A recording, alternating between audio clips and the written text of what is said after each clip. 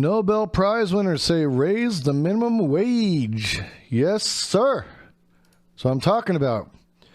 3 U.S.-based economists win Nobel for research on wages and jobs.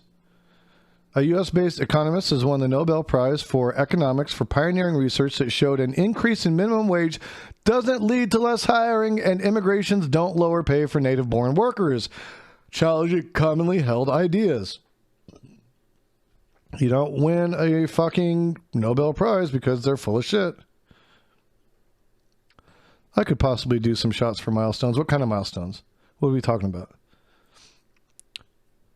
A U.S.-based economist won the Nobel Prize in Economics Monday for pioneering research that transformed widely held ideas about the labor force, showing how an increase in the minimum wage doesn't hinder hiring and immigrants do not lower pay for native-born workers.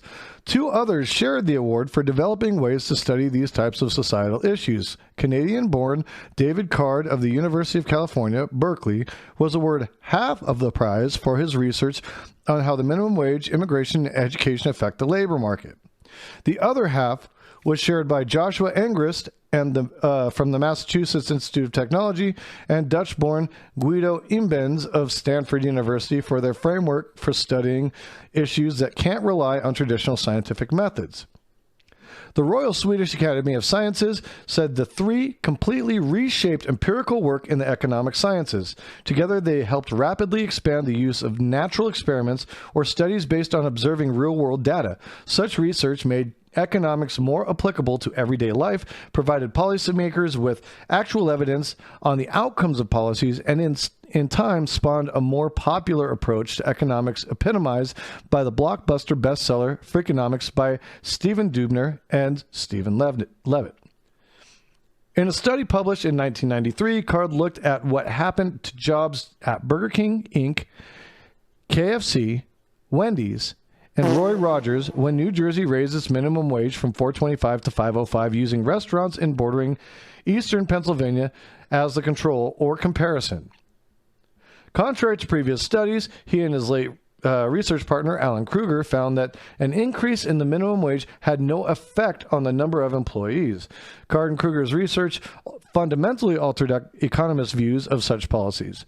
As noted by The Economist magazine in 1992, a survey of the American Economic Association's members found that 79% agreed that a minimum wage law increased unemployment among younger and lower-skilled workers. Those views were largely based on traditional economic notions of supply and demand. If you raise the price of something, you get less of it.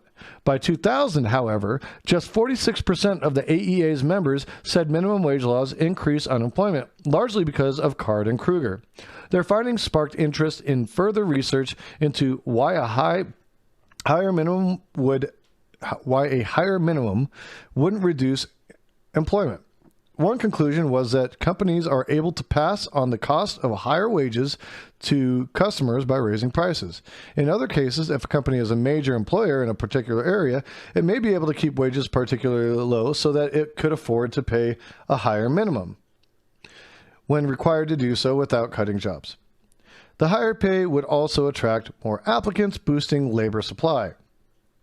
Their paper has shaken up the field at a very fundamental level, said Andriette Dubé, I almost said Dubai, Dubé, an economics professor for University of Massachusetts Amherst. And so for that reason, and all the following research that their work ignited, this is a richly deserved reward.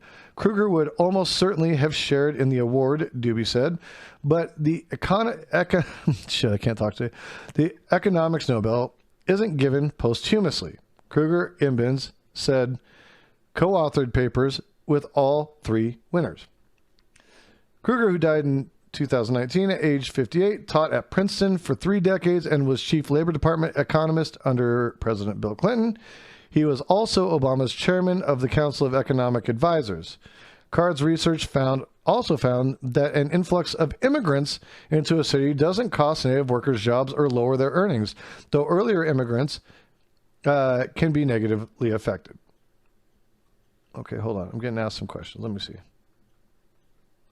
Card studied the labor market in Miami in the wake of Cuba's sudden decision to let people emigrate in 1980, leading 125,000 people to leave in what became known as the Mariel Boat Lift. It resulted in a 7% increase in the city's workforce. By comparing the evolution of wages and employment in 4 other cities, Card discovered no negative effects for Miami residents with low levels of education. Follow-up work showed that increased immigration can have a positive impact on income for people born in the country. Angris and Imbens won their half of the award for working out the methodological issues that allow economists to draw solid conclusions about cause and effect, even where they cannot carry out studies according to strict scientific methods. All right.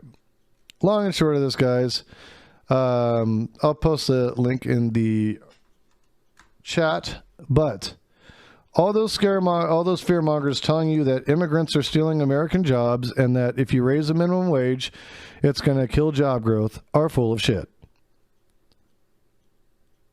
Cite me on that one. They're full of fucking shit. All they're doing is licking the boots of their corporate owners. Fuck them.